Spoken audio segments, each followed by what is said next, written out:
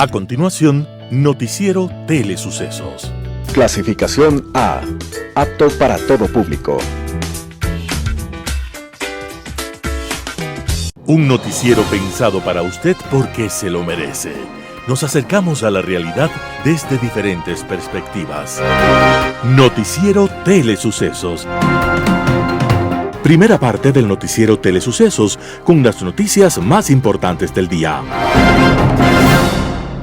¿Qué tal, amigos? Bienvenidos a una edición más del Noticiero Telesucesos. Hoy 4 de febrero, día viernes, en el cual estamos en el Día Mundial contra el Cáncer. Recuerden que este espacio informativo llega gracias al auspicio de Preescolar El Parque. Está buscando un preescolar donde su niño puede ingresar y le garanticen la mejor educación. Preescolar El Parque es la solución. Abiertos todo el año. Comuníquese al 0997 37 20 81. Comenzamos con la información. Un día como hoy. En los Estados Unidos, mientras correteaba por los campos, un niño miraba volar las aves y pensaba que él también quería alguna vez tocar el cielo con las manos. Ese pequeñito, que se llamaba Charles Lindbergh, a los 20 años ya era piloto y había diseñado su propio avión para lograr una gran hazaña. Lindbergh buscaba ganar $25,000 ofrecidos por un banquero para quien volara solo a través del mar Atlántico entre Europa y los Estados Unidos. Lindbergh entonces diseñó su propio avión, que incluía una silla de mimbre muy incómoda para impedirle dormir en medio de la larga travesía que ya tenía en su mente. Entonces, con pocos víveres, con un botellón de agua, con una balsa pero sin paracaídas, Lindbergh inició el vuelo que parecía imposible. Lindbergh solo tenía una brújula, se orientaba por las estrellas y pronosticaba el tiempo leyendo la forma de las nubes. Y el avión se levantó en medio de una multitud llena de entusiasmo y de temores silenciados. El mundo entonces contuvo la respiración durante más de un día, hasta que al final los radios estallaron con la noticia. El monomotor había sido avistado sobre Irlanda y horas más tarde aterrizaba cerca de París. El mundo en ese momento tenía un nuevo héroe. Era Charles Lindbergh, un muchacho de apenas 25 años. Luego la vida de Lindbergh no fue fácil. Pagó el precio de la fama cuando perdió a su pequeño hijo y fue atacado por su aparente neutralidad frente a Alemania en la Segunda Guerra Mundial. Charles Lindbergh estaba naciendo un día como hoy, 4 de febrero de 1902, y nos enseñó que los grandes desafíos se enfrentan con grandes decisiones. Las principales noticias del día. Titulares. Maldonado renuncia al Consejo de la Judicatura en medio de críticas. Nuevos jueces designados para la Corte Constitucional. El Ministerio de Educación anuncia el retorno a clases al 100%. En el segmento de opinión, el presidente y su viaje a China. En política internacional, paja en ojo ajeno. Los editoriales serán de Martín Pallares, los carroñeros que saltaron sobre la Gasca.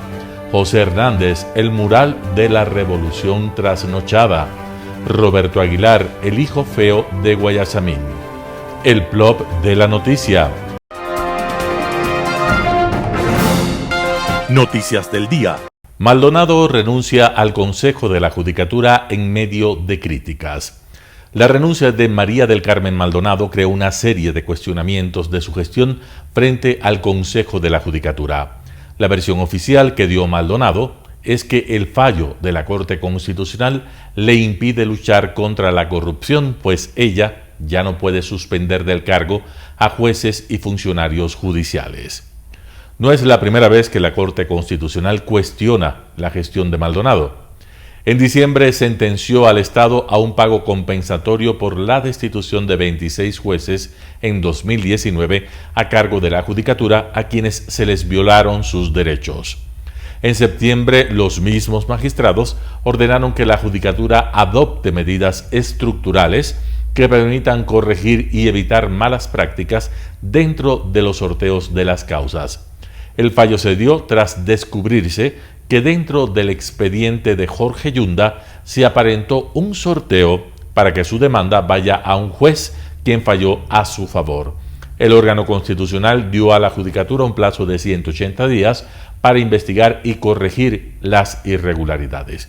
A partir de allí se conoció que, así como el caso Yunda, otros procesos, entre estos el caso Bucaram, fueron asignados a jueces sin sorteos. Pero en estos casos, Maldonado no suspendió a más jueces. Inmediatamente después de la renuncia de María del Carmen Maldonado, la preocupación giró sobre su reemplazo. El presidente de la Corte Nacional, Iván Saquicela, convocó a una rueda de prensa y dijo que enviaría al Consejo de Participación Ciudadana su terna de la que deberá salir el nuevo presidente de la Judicatura. Nuevos jueces designados para la Corte Constitucional. La comisión calificadora encargada de efectuar el concurso para la renovación parcial de los jueces de la Corte Constitucional designó el miércoles 2 de febrero de 2022 a los nuevos jueces principales y a los elegibles. Richard Omar Ortiz Ortiz, Joel Marlin Escudero Solís y Jimena Alexandra Cárdenas Reyes son los nuevos jueces principales. Ana Carolina Donoso Bustamante y Luis Fernando Zarango Macas quedaron en la lista de elegibles. La presidenta de la comisión calificadora, Vanessa Aguirre, indicó que hubo 4 recursos de revisión presentados en el proceso. Los candidatos podían hacer uso de este recurso en caso de inconformidad con sus calificaciones. Una vez conocidos los recursos, fueron rechazados y la comisión resolvió la designación definitiva. Ahora le corresponde a la Corte Constitucional efectuar el sorteo público para conocer qué jueces deberán salir de la institución. Sin embargo, aún no definen una fecha. El Ministerio de Educación anuncia retorno a clases al 100%. Los niveles de contagio por COVID-19 en el país van a la baja. Por eso, la plenaria del COE Nacional emitió una nueva resolución sobre el retorno a la presencialidad en las aulas. En el régimen Costa Galápagos se mantendrán vigentes las directrices expedidas el 22 de enero de 2022 hasta la finalización del año escolar o año lectivo 2021-2022 el próximo 11 de marzo de 2022. Los planteles en los cantones en amarillo y verde deben ofrecer la opción de presencialidad en todos los grados y cursos de acuerdo con los aforos permitidos. Cuando un grado o curso vaya superado ya el 85% de sus estudiantes vacunados con 2 dosis, la institución educativa podrá, en acuerdo con las familias, tener asistencia presencial de todos los estudiantes en ese grado o curso. En el régimen Sierra Amazonía, desde el 7 de febrero de 2022, la presencialidad será normal para bachilleratos en instituciones educativas unidocentes, bidocentes o pluridocentes y en instituciones educativas rurales, mientras que habrá presencialidad voluntaria de estudiantes en básica elemental y básica media de primero a séptimo grado en instituciones educativas urbanas con aforo máximo de 2.25 metros cuadrados por persona. Cuando en estas instituciones un grado tenga el 85% o más de sus estudiantes vacunados con 2 dosis, pueden retornar al 100%. Para menores de 5 años, la presencialidad es voluntaria con aforo de 2.25 metros cuadrados por persona en semáforos verdes o amarillo, con un aforo máximo del 50% y distanciamiento cuando el semáforo esté en rojo. Un panorama de noticias para su estatura intelectual.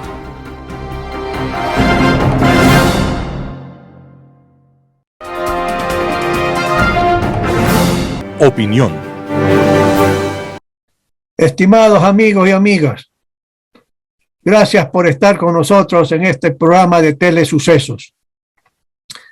Iniciamos el comentario lamentando en alto grado y demostrando nuestra solidaridad con la tragedia que ha acontecido hace muy pocos días con el aluvión. Muchas personas han perdido sus familiares y nos solidarizamos con ellos, y también han perdido sus bienes, autos, etcétera, etcétera. Nuestra solidaridad total y absoluta. Ahora bien, vamos a hacer un comentario necesario con respecto a un hecho. El viaje del señor presidente, don Guillermo Lasso Mendoza, a China continental. El presidente ha dicho que es necesario visitar China para tratar ciertos temas, y que aquí no hay nada ideológico, que sencillamente es una cuestión pragmática que tiene el presidente y su gobierno para tener relaciones con todos los países y gobiernos del mundo, respetando cada uno pues su soberanía. Pero también porque es necesario que el Ecuador abra más mercado para sus bienes de exportación y servicios. Y aquí naturalmente el presidente tiene todo el acierto. Ecuador requiere abrir e intensificar más mercados para la exportación, no solamente de petróleo o de minerales de cobre y de oro, sino fundamentalmente de bienes como camarón, como fruta, como cacao, café, productos industriales de la industria textil, de la industria metalmecánica, etc. Y China continental es hoy por hoy la segunda economía mundial. En los últimos 30, 40 años, China ha estado creciendo a una tasa espectacular, 10 a 12% anual, sin inflación, naturalmente, y en términos reales, ¿sí? Y ese es un crecimiento espectacular que ha permitido a China en convertirse en la segunda economía mundial y de haber creado una clase media muy importante que fundamentalmente hoy por hoy está consumiendo no solamente bienes producidos en China continental, sino importando cantidades crecientes de bienes y servicios. De tal manera que aquí el presidente tiene toda la razón, no hay nada ideológico. Aquí hay pragmatismo total y absoluto a los fines de conquistar más mercados para la exportación. Y naturalmente, China tiene hoy una capacidad de compra a través de sus ciudadanos que no la tenía hace 20, 30 años atrás. Y naturalmente que estamos hoy por hoy comerciando con China. Importamos de China y exportamos a China, pero se requiere intensificar esas relaciones comerciales. Y eso es un acierto del presidente. Y el presidente va también a firmar convenios, acuerdos comerciales, ya no solamente con China continental, sino con otros países en el mundo, y eso es importante. Y aquí no hay que olvidar que hay otro país gigantesco, como la India, con 1.400, un poco más, de millones de habitantes, que también ha desarrollado una clase media importante. Y habrá que hacer contactos también con la India, a los efectos, sencillamente tratar de ver cómo se firma un acuerdo comercial. No será fácil las negociaciones con China en esta materia. Y aquí los negociadores de este Tratado de Libre Comercio o acuerdo comercial, cualquiera que sea el nombre, con China continental, tienen que tener la habilidad. ¿Para qué? Para que el acuerdo tenga beneficios netos para el Ecuador. No hay que olvidar que tenemos aquí pequeños agricultores, tenemos pequeños industriales y tenemos la industria textil ecuatoriana. Todo acuerdo comercial tiene varios temas. Uno de ellos importante es la desgravación arancelaria. Y los negociadores ecuatorianos tienen que percibir y ser asesorados ya no por su gente en el gobierno, sino también por los empresarios privados, que les dirán, digamos, por ejemplo, este ítem de importación desde China no debe ser bajo ninguna circunstancia estar sometida a una desgravación arancelaria. Otros productos, una desgravación de 5 años, 10 años, 15 años, 20 años, depende de la negociación, porque hay que minimizar los costos que un acuerdo comercial con China pueden tener. Y los empresarios, especialmente los pequeños empresarios en la agricultura, en la industria, están temerosos de que sencillamente esto pueda perjudicarle. Naturalmente, vuelvo a repetir, los negociadores tienen que tener la habilidad suficiente para sacar la mayor ventaja para el país y minimizar sus costos. El segundo tema que el presidente, aparte de este primer tema comercial, de tratar de firmar un tratado de libre comercio con China, hay el segundo tema. Y el segundo tema tiene que ver con la reestructuración de la deuda que Ecuador debe a China continental, sea a través de sus bancos o a través de esas empresas estatales. El gobierno ha dicho que más o menos hay casi 5.000 millones de dólares de deuda. Y buena parte de eso hay que pagar en los 2 o 3 próximos años. Entonces, hay que renegociar eso. Hay que pensar en bajar la tasa de interés, que es alta, con China continental, y luego alargar los plazos.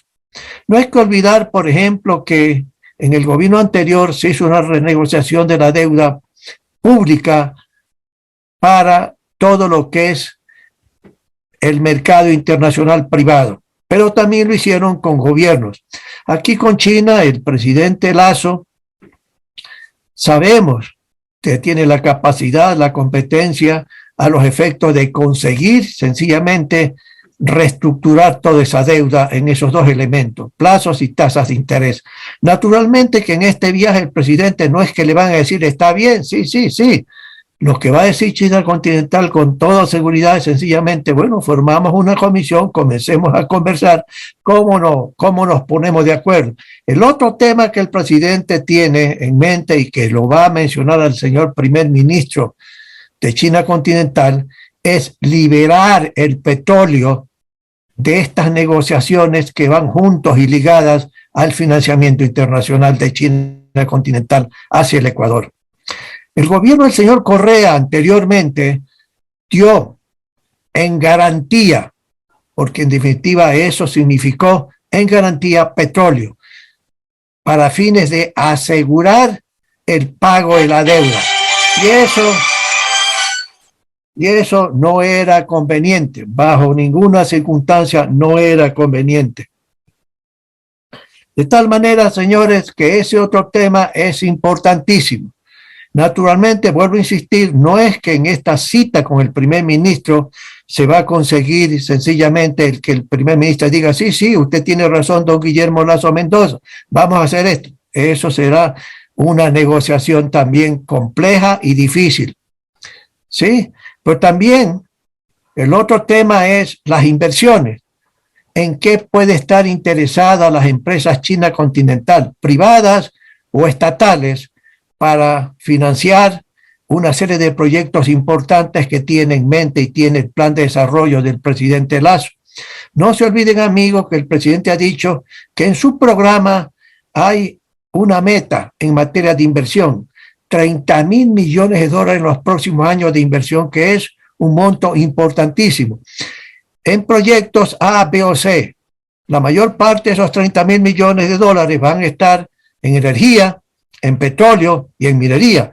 Entonces, ¿en qué sectores van a estar interesados las empresas privadas chinas o las empresas estatales y el gobierno chino en tratar de cooperar con el Ecuador en el financiamiento de una serie de proyectos en condiciones naturalmente adecuadas en el financiamiento?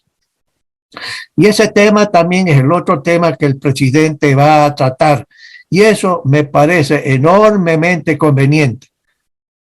Tratado de libre comercio para abrir el mercado mucho más de China hacia las exportaciones ecuatorianas, luego la reestructuración de la deuda y liberación del precio del petróleo. Pero aparte de eso, sencillamente habrán otros temas que le va a interesar al gobierno ecuatoriano, al presidente don Guillermo Lasso, y naturalmente que serán difíciles las negociaciones. Es una serie de inversiones que se han hecho en el Ecuador con financiamiento de China y con una serie de profesionales que vinieron de China a trabajar en un otro proyecto, especialmente en lo que es hidroeléctrica, en que ha habido una serie de fallas. Y las empresas estatales chinas naturalmente tienen que hacerse cargo de todo eso. Y ese es un tema también que tratar de que el presidente vaya a decirle al señor primer ministro de China, esto ha pasado en estos proyectos financiados por ustedes, o que hay empresas estatales chinas que han estado sencillamente ejecutando tal o cual proyecto que ha tenido una serie de fallas y que naturalmente la empresa china y el gobierno chino debe de hacerse cargo. Pero amigos, estos temas difíciles, complejos, no es que se van a ser resueltos el mismo día en que el presidente ecuatoriano hable con el primer ministro de China. Estoy seguro que serán negociaciones difíciles, complejas, porque China a su vez querrá algo del Ecuador, querrá algo del gobierno ecuatoriano. Y es en la mesa de negociaciones que se tienen que hacer para el futuro, a los efectos que cada uno de estos temas se vayan resolviendo a satisfacción de las dos partes. Y esperemos naturalmente que esas negociaciones futuras tengan beneficios netos para Ecuador. Pero decíamos también que en términos de la apertura del mundo hacia Ecuador, sencillamente también hay que tratar el tema de la India. Yo creo que el gobierno ecuatoriano ha indicado que hay una, bien ustedes, con México. Con México se está negociando y dentro de muy poco tiempo sencillamente tendremos un tratado, un acuerdo comercial con México que es previo para poder integrarnos a la cuenca del Pacífico. Y eso no será fácil porque México tiene una industria textil muy fuerte y tiene una industria automotriz extraordinariamente interesante. Y naturalmente que empresarios ecuatorianos están un poco temerosos del acuerdo comercial con México, igual que con China. Pero vuelvo a repetir, esto es materia de los negociadores que con experiencia y habilidad pueden conseguir cosas de México y de China continental, mayores beneficios que los costos que podríamos obtener.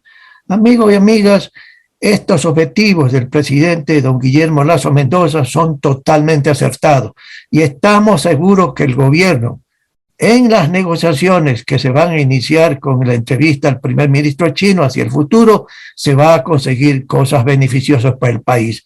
Ecuador necesita exportar mucho más, porque ese es un factor que da dinamismo a lo interior de la economía.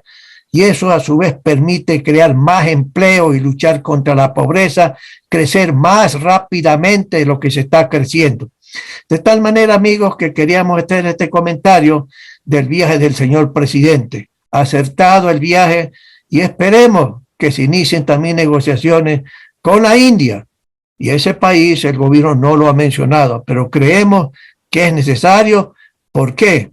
Porque son 1.400 y pico de millones de habitantes y hay una clase media que ha crecido en forma importante. Y esa clase media en India, igual que en China, consumen artículos importados. Y ahí es donde el sector privado exportador ecuatoriano tiene también que entrar. De tal manera que tenemos que felicitar este acierto del gobierno y del señor presidente.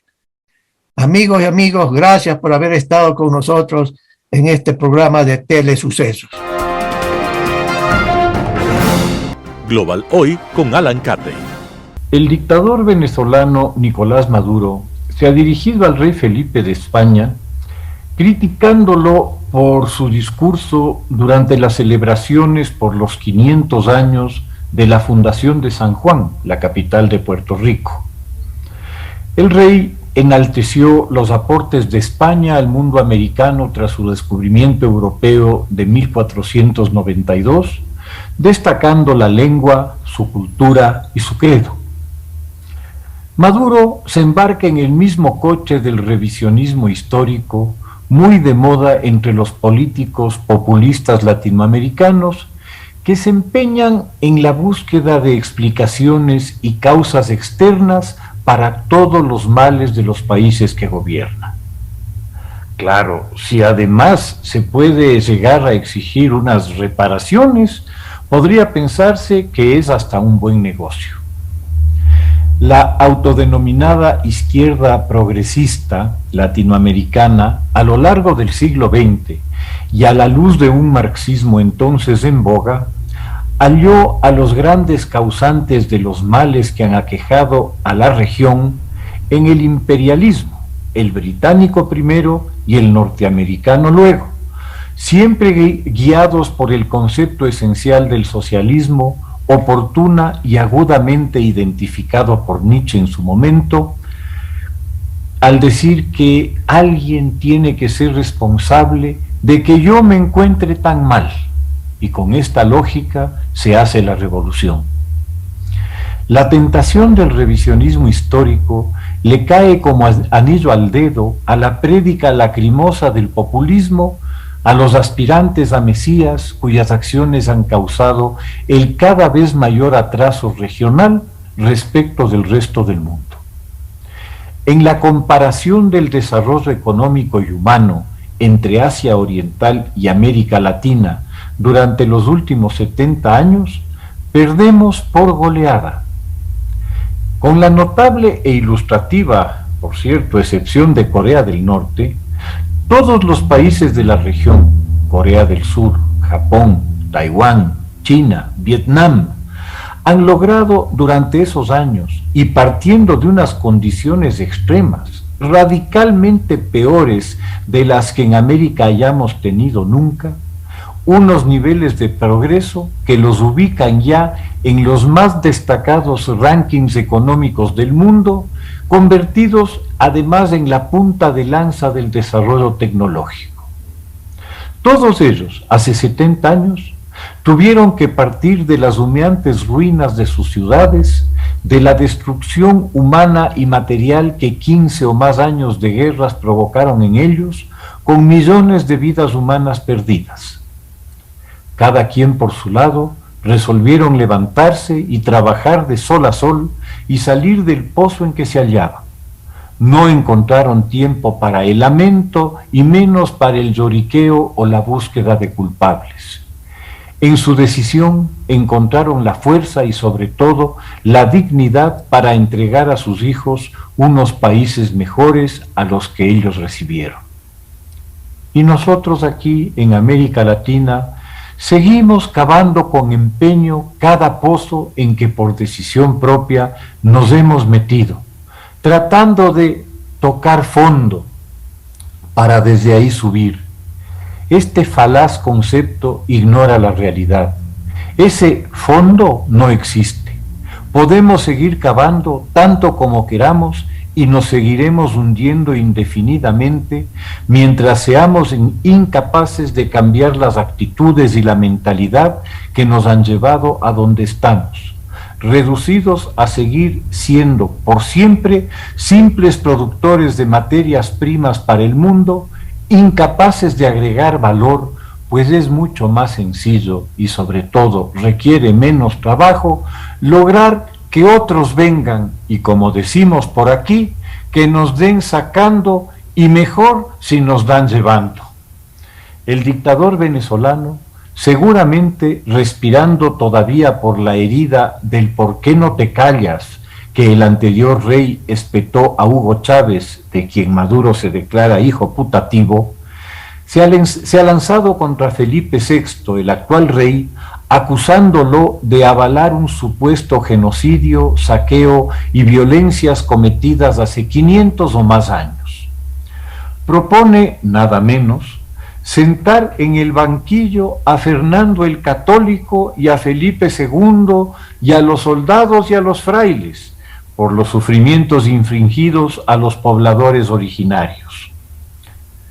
No deja de llamar la atención que requiera revisar ese lejano pasado para que se le despierte la indignación ante los abusos y los crímenes, cuando lo único que tiene que hacer es mirar alrededor suyo para constatar cómo él mismo y sus cómplices se han ocupado de recrear esas atrocidades traídas a tiempo presente. Hoy, no hace 500 años, los indígenas originarios del Arco del Orinoco son obligados, bajo amenaza de muerte y en condiciones de semi-esclavitud, a trabajar en condiciones terribles en las minas de coltán y de oro. Hoy, en Venezuela y no en Potosí hace 500 años, su organización criminal saquea y roba los recursos de su pueblo. Hoy, en Caracas y en todo el país, sus sicarios asesinan a miles de personas cada mes, encarcelan y torturan, ya no para ubicar riquezas, sino información que les permita mantenerse indefinidamente en el poder. Es hoy, no hace 500 años, que 6 millones de venezolanos fatigan las calles de los países que tratan de acogerlos tras ser efectivamente expulsados de su tierra por la catástrofe traída al país más rico de América por la pandilla de voraces incompetentes que se apoderaron del país.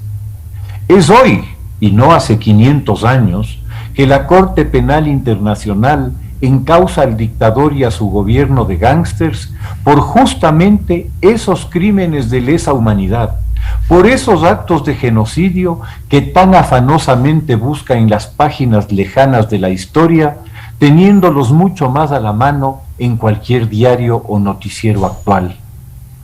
El ridículo show mediático del dictador no es más que otra de las cortinas de humo, de los golpes de efecto que, para desviar la mirada y la atención, lanza Maduro. El campanazo de la derrota del chavismo en Barinas debe haberle hecho tomar conciencia de cuánta más represión va a requerir para mantenerse en el poder. Las memorias de Mussolini, de Gaddafi o de Ceausescu, arrastrados por sus víctimas, seguramente no lo dejarán dormir. Pero esa misma represión será su némesis, al demostrar a la Corte Penal Internacional la ya bastante probada naturaleza criminal de su régimen.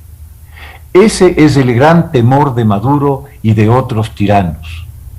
¿Qué calidad moral puede tener un reclamo o una declamación sobre violaciones a derechos humanos, genocidios o crímenes de lesa humanidad por un personaje como Maduro? Casi como encargarle a Herodes la administración del jardín de infantes. Como dice el Evangelio, ¿y por qué miras la paja que está en el ojo de tu hermano y no echas de ver la viga que está en el tuyo? Mucha paciencia de Felipe al no repetir el pedido de su padre a Chávez. Muchas gracias. Editorial. Los carroñeros que saltaron sobre la Gasca, artículo de Martín Pallares publicado en el portal digital Cuatro Pelagatos. Difícilmente habrá mejor ejemplo de voracidad y vileza para explotar políticamente a una tragedia como el de la Gasca. Fue tal el apetito para sacar rédito de una catástrofe que alguna mente tan macabra como oportunista contrató tan pronto como se comenzaba a conocer lo que estaba ocurriendo un troll center que opera en el país para que inundara las redes con mensajes que llevaran el hashtag #Urcupamba. El operativo arrancó a las 19 horas y el objetivo fue posicionar lo más rápido posible la idea de que el origen del aluvión fue el otorgamiento de los permisos municipales para la construcción de un camposanto o cenizario en las faldas del Pichincha. Permisos que, según los mensajes, habían sido negados por la administración de Jorge Yunda. El objetivo era clarísimo: afectar lo más posible la figura del alcalde Santiago Guarderas. El operativo fue veloz y eficiente. Para la medianoche del 31 de enero, más de 4.000 tweets habían circulado con el hashtag, lo que lo convirtió en tendencia. Al trabajo del Troll Center se unieron muchas cuentas, sobre todo de operadores correístas como las del asambleísta Marcelo Holguín o medios de esa tendencia como Radio Universal y Ruta Crítica. Esto sin contar con cientos de cuentas de usuarios independientes, pero que se compraron la tesis de Urcupamba. El problema con el operativo en redes es que quienes estaban detrás de él únicamente estaban enfocados en perjudicar al alcalde y no ver si en efecto la crecida que produjo el aluvión se produjo en la misma quebrada donde está ubicado el tal camposanto de la polémica. Es decir, tenían una presa a la que cazar y no un tema que explicar. Por eso al día siguiente pincharon en hueso. Aparecieron las imágenes que probaban que el aluvión se había originado por una creciente en la quebrada del Tejado o Huangahuaycu, muy distante al lugar donde se está construyendo el cenizario de Urcupamba, y en las laderas una quebrada distinta como se ve en la foto que acompaña esta nota. Así quedó demostrado que Urcupamba no era la responsable del aluvión, independientemente de si esta obra había sido legalizada irregularmente o si en otra lluvia torrencial como la del 31 se hubiera podido generar una tragedia similar. De hecho, el municipio declaró nulos los permisos concedidos a esa construcción, alegando que los procedimientos jurídicos no habían sido los correctos. Aunque en redes el hashtag de Urcupamba siguió circulando el siguiente día, el mensaje ya había perdido fuerza. Por eso, el siguiente paso fue posicionar la idea de que Guarderas es socio de la empresa que construye Urcupamba. Para hacerlo, el medio ultracorreísta Colectivos donde trabaja Javier Lazo, divulgó un documento de la Superintendencia de Compañías en las que aparece un listado de accionistas que, según ese medio, son de una inmobiliaria que estaría construyendo Urcupamba. En realidad, el listado corresponde a los socios del estudio jurídico Quevedo Ponce, que son a su vez propietarios de una inmobiliaria que es dueña de las oficinas donde funciona ese estudio en un edificio en el norte de Quito. Nuevamente, los cerebros del operativo pincharon en hueso, aunque hasta ahora esa inmobiliaria no ha esclarecido si tiene o no relación con la construcción. Guarderas puso a circular hoy unas declaraciones suyas en las que dice que no tiene ninguna relación con la empresa Urcupamba, aunque no mencionó el tema de la inmobiliaria. Según expertos consultados por Cuatro Pelagatos, el troll center que trabajó el posicionamiento de Urcupamba es el mismo que ha trabajado en otras campañas. Hace poco empujó el hashtag #Cumbayá para afectar a sí mismo la imagen de Guarderas, pero trabajó a fines de año para apoyar campañas de promoción del actual gobierno. Hace poco se dedicó a atacar al coronel de la policía Renato González, director de la Seguridad Social de la Policía, ISPOL, es decir, un equipo que se vende al mejor postor. Según el usuario @DonMonoHD, experto en el manejo de redes, este troll center ha atacado entre otros a Leonidas Isas, Javier Herbas y a la ISPOL. También ha tenido campañas internacionales, como una de ataque al candidato colombiano Gustavo Petro. El trabajo del troll center no fue la única herramienta que usó la tragedia para hacer proselitismo político. Hubo cuentas de operadores correístas que abiertamente lanzaron mensajes con el propósito de crear la idea de que con el gobierno de Rafael Correa no hubiera ocurrido cosas como la de la Gasca. Ahí destaca el carroñero tuit del asambleísta ultracorreísta Pamela Aguirre, quien sugirió, sin empacho alguno, que las más recientes catástrofes son responsabilidad del gobierno de Guillermo Lazo. No paramos de contar los muertos, Saruma, la penitenciaría del litoral, inundaciones en Cotopaxi y los ríos, derramamiento de crudo en Napo, la inseguridad ciudadana y ahora la Gasca en Quito. ¿Quién puede decir que estamos mejor con Lazo, Guillermo? Otro conocido operador correísta en redes, Agustín Burbano de Lara, asimismo responsabilizó de lo ocurrido en la Gasca y otras tragedias recientes al afán de lucro y la ausencia de regulación del gobierno. Saruma, los derrames de petróleo en la Amazonía, el aluvión de la Gasca, los intereses particulares lastimando el bien común, un Estado cada vez más instrumentalizado que los promueve, la famosa autorregulación de nuestro liberalismo criollo, costando vidas. Los medios del correísmo también actuaron con la lógica de afectar a las personas y no investigar qué es lo que realmente estaba ocurriendo. Les pasó con la periodista Janet Inostroza. Andrés Reliche publicó una fotografía que envió su colega Olger Guerrero, donde aparece Inostroza como si se estuviera tomando una selfie junto a un carro destruido por el aluvión. Miseria humana, escribió Reliche en un mensaje que luego borró. Ruta Crítica también se unió al coro. Lo que no averiguaron estos medios y periodistas fue lo que realmente estaba haciendo Inostroza, filmando un video en el que aparecía ese carro que había sido propiedad de un policía. 24 muertos y 6 desapariciones produjo el aluvión de la Gasca. Sin duda, una de las peores tragedias en la historia de Quito. Fue, como se vio, la oportunidad perfecta para los carroñeros de la política. Artículo de Martín Payares, publicado en el portal digital Cuatro Pelagatos. El mural de la revolución trasnochada. José Hernández, Cuatro Pelagatos. Paola Pavón se hace nudos dando explicaciones sobre el mural que contrató a Pavel Egues, que el régimen especial le permite hacer contrataciones a dedo, que es solo el 0.4% del presupuesto de la prefectura, que era la mejor opción, que es un legado para Quito, que es parte del bicentenario de la batalla de Pichincha, que no hay muchos muralistas, que Egues es el mejor.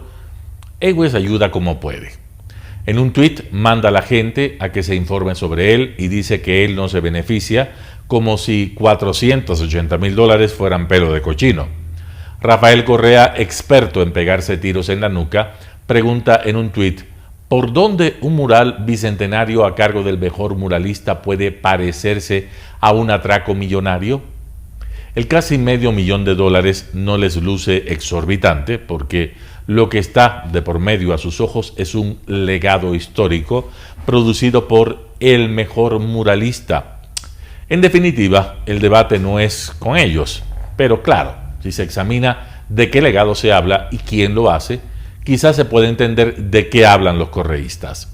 Ellos dicen que el mural de Egues es una obra de arte, como si el arte y sus formas fueran estáticas, y por supuesto Paola Pavón tiene razón de equiparar lo que hace Egues con el muralismo mexicano. Lo que no dice, porque lo que le importa no es el arte, sino su uso épico, es que esa tendencia se impuso en México en los años 20 del siglo pasado, en un ambiente nacionalista y como expresión plástica de un compromiso político. Por eso, ese movimiento no pesó en el arte mundial, a pesar de haber tenido grandes figuras como Diego Rivera, José Clemente Orozco o David Alfaro Siqueiros. El arte, en efecto, estuvo marcado en Europa hasta la década de los 50, que el muralismo estuvo vigente, por otras tendencias. Por ejemplo, el dadaísmo, el expresionismo abstracto, el surrealismo. Y a comienzos de los 50 se comenzó a hablar en Estados Unidos de la pintura de acción, con Pollock como uno de sus grandes representantes. Se dirá que en América Latina el influjo del muralismo mexicano se volvió predominante. No es verdad. Una argentina, Marta Traba, mostró desde 1954 en la Academia y en la televisión de Colombia que el arte latinoamericano fue víctima del muralismo mexicano y que por exaltar en forma pintoresca al indígena y a los rasgos primitivistas de estas sociedades, puso en la congeladora la reflexión crítica y sobre todo la reflexión estética. Marta Traba partió la historia del arte en Colombia y logró poner en órbita una enorme camada de jóvenes artistas que propusieron nuevas formas de expresión: experimentación, informalismo, pop, abstracción geométrica. La ruptura fue tan radical que muchos de los primitivistas colombianos cerraron sus talleres. Traba desparroquializó a Colombia en el campo de las artes plásticas e hizo a los artistas, hasta 1969, que dejó ese país, que su tarea radica en elaborar el arte como lenguaje independiente, no como instrumento del poder político, cualquiera que éste sea. Pavón y Egues viven en ese mundo petrificado, donde el muralismo es lo que fue hace muchas décadas y Egues juega a ser la copia, muy desmejorada por cierto, de los artistas mexicanos. Cuando Pavón habla de legado, piensa en mensajes políticos a la vieja usanza, y cuando Correa habla de el mejor muralista, solo piensa en un seguidor hábil para fijar imágenes supuestamente disruptivas en un muro. Correa y Pavón no solo desconocen lo que pasó en un siglo en el arte mundial, desconocen lo que ha pasado en generaciones de artistas ecuatorianos desde hace décadas. Contratan a Egues porque ya no está Guayasamín, y lo hacen sin sospechar siquiera que los artistas ecuatorianos enterraron hace décadas a Guayasamín, su actitud e imágenes que también él copió a los mexicanos. Correa y Pavón no vieron en su gobierno las publicaciones de la revista Vanguardia, que desde 2005 y hasta 2010 se dedicó a mostrar el trabajo importante de decenas de artistas jóvenes. Nunca vieron la labor de la Galería de la Flaxo, dirigida entonces por Marcelo Aguirre. Tampoco se enteraron de la actividad encomiable de la Galería DPM de Guayaquil, que, con esmero, mostró los nuevos nombres del arte en el país. Tampoco deben haber oído hablar de Rodolfo Kronfle, que, al igual que otros críticos, han analizado la actual producción artística en el país. Un itinerario de Kronfle sintetizó en un libro, 1998-2009, Historias en el arte contemporáneo del Ecuador, y logró que se entendiera. Pavón y Correa usan al muralista, que dice no beneficiarse de $480,000, porque desconocen el significado de la palabra contemporáneo. Ella, su líder y su muralista preferido son decidida y ontológicamente retrógrados. Todavía creen que el arte debe vivir a configurar la identidad nacional y que ellos son los forjadores de ese legado. Así quieren hacer otro mural supuestamente artístico con una visión que tiene, si se mira la historia del arte, más de un siglo, porque antes de los muralistas mexicanos, Picasso y Braque ya habían propuesto el cubismo. Decirles trasnochados es tratarlos con guante de seda. José Hernández, Cuatro Pelagatos. El hijo feo de Guayasamín, artículo de Roberto Aguilar publicado en El Expreso. Podría decirse que el edificio del Consejo Provincial de Pichincha, esa mole horrenda y descomunal que las reformas arquitectónicas del correísmo, experto en empeorar lo impeorable, volvieron aún más feo, es el marco adecuado para acoger un mural del pintor de bolívares y manuelas, Pavel Ewes. A primera vista son el uno para el otro. Pero, ¿cuál es el pecado que ha cometido la capital para merecérselo? Tienen que conformarse los quiteños con la aparición en el espacio público de otro bodrio de dimensiones épicas como el que las autoridades culturales del presidente prófugo colocaron en el edificio de la Fiscalía. No cabe oponer una resistencia estética frente a la grosera ignorancia de esta burocracia palurda incapaz de distinguir entre el arte y el panfleto. ¿Acaso es Paola Pavón fiel representante de una izquierda embrutecida tras 2 generaciones de consumir basura artística?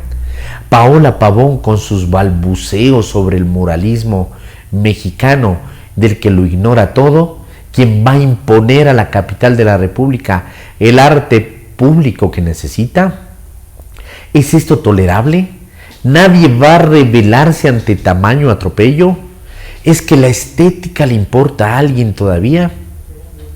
Ya desde las últimas décadas del siglo pasado, la persistencia del mito de Guayasamín en el arte ecuatoriano, que generaciones de artistas sintieron como una tiranía, era un síntoma de que algo andaba fallando en el país, en el campo del pensamiento y de la crítica. Ese mito, que en contra de una sociedad que se movía en la dirección exactamente opuesta, mantenía vigente el realismo social de los años 30 y cerraba la puerta de la contemporaneidad al arte ecuatoriano, tiene un heredero y continuador de caricatura en Pavel Ewes, artista oficial del correísmo, cultor de indigenismos anacrónicos, reproductor ad nauseum de iconografías dolientes, lastimeras, en forma de espantapájaros intercambiables. Sus monigotes son la versión simplificada y burda de las manos crispadas de Guayasamín y constituyen su máximo recurso. Un día, Ewes pergueña una figurita boquiabierta y escribe al pie: solidaridad con Paola Pavón. Otro reproduce el mismo adefesio acompañado de lo que parece un puño en alto y pone: la lucha de los pueblos, o lo que fuera. Cuando llena de fantoches parecidos un panel de 6x15, tenemos un mural. El que piensa pintar para el edificio de la prefectura estará seguramente plagado de charreteras en homenaje a la batalla del Pichincha y caballitos en forma de perro. Pastiches hechos de sobras de estilos trasnochados, refritos de los lugares comunes más vetustos del repertorio visual de esa izquierda que hace rato dejó de ser ilustrada, chapuza ideológica con lo peor de la iconografía de Guayasamín, pero sin la cuarta parte de su técnica, panfleto vociferante, violencia ejercida contra el peatón. Ni siquiera es lo que estos murales le cuestan al contribuyente, que también ni siquiera es el cinismo con el que la prefecta pretende hacernos pasar un bodrio por atractivo turístico y reparte cientos de miles de dólares entre sus amigos, mientras impone a los ciudadanos una contribución especial para el mantenimiento de las carreteras. No, El problema de fondo, aquel del que nadie quiere hablar en este país, donde la crítica cultural se ha convertido en un ejercicio de complacencia y buen rollito, es el estético. Los murales de Pavel Egües son un síntoma de parálisis mental que proyecta su sombra indeseable y opresiva sobre el espacio público. Y eso es intolerable. Artículo de Roberto Aguilar, publicado en Diario El Expreso.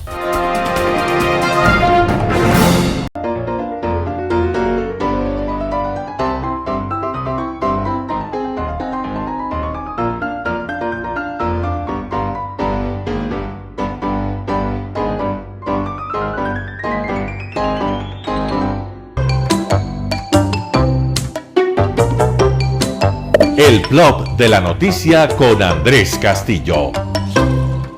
Viernes 4 de febrero del 2022. Hola, soy Andrés Castillo Maldonado y este es el blog de la noticia. Concluye esta semana con la tragedia, con el aluvión de la avenida La Gasca. Durante esta semana hemos estado hablando permanentemente del tema. Y ahora quiero traer a colación aquello que ha sido también materia de sorpresa. Y no de sorpresa, sino más bien de indignación por gran parte de la población. Cómo en momentos de tristeza, de dolor, de muerte, de desgracia, se pretende desde aquellos que hacen política utilizar políticamente la desgracia. Es decir, pretender raspar unos cuantos votos, pretender hacer solidaridad a partir del abuso, pretender hacer que la gente crea que esa solidaridad es real, que es genuina. Y eso ha sido muy mal visto por las redes sociales, ha sido muy mal visto por los medios de comunicación. Cuando existe una desgracia, la única política que cabe es la política pública. Y la única forma de expresar la política particular es a partir de la solidaridad, uniéndose a las iniciativas que mucha gente toma de manera absolutamente independiente y espontánea. Por lo tanto, quienes creen que la tragedia de La Gasca debe ser una oportunidad brillante para levantar votos, están muy equivocados. Quienes creen que la tragedia de La Gasca puede ser utilizada políticamente para buscar culpables de lo que sucedió, están muy equivocados. Primero, lo primero, los caballos delante de las carretas. Primero busquemos la forma de solucionarle la vida a esa gente que tiene problemas en cuanto a sus casas, a la estructura de sus casas, a los negocios que están cerrados, a los velorios y entierros de la gente que murió y que es gente cercana a los que viven ahí. Y luego veremos responsables para corregir, para evitar que vuelva a pasar, para buscar soluciones reales a ese tipo de problemas. Lo demás, simple y llanamente, seguirá siendo política de la más rancia. Y eso no podemos permitir ni en la ciudad ni en el país. Soy Andrés Castillo Maldonado y este fue el blog de la noticia. Nos vemos el día lunes. Chao. Amigos, gracias por acompañarnos. Nos vemos el día lunes. Recuerden seguirnos en nuestras redes sociales. En Facebook, Telesucesos Quito. En Instagram, @telesucesos_. En Twitter, @telesucesos29. Y en YouTube, Telesucesos HD. Además, recuerden también seguirnos en nuestra página web www.telesucesos.net. Recuerden que este espacio informativo llegó gracias al auspicio de Preescolar El Parque. Educación garantizada para tu niño en Preescolar El Parque. Comuníquese para más información al 0997 37 20 81. Preescolar El Parque. Tu niño puede ingresar en cualquier momento. Abiertos todo el año. Un buen fin de semana, que pasen bien. Lo mejor de la mañana informando para usted. Noticiero Telesucesos.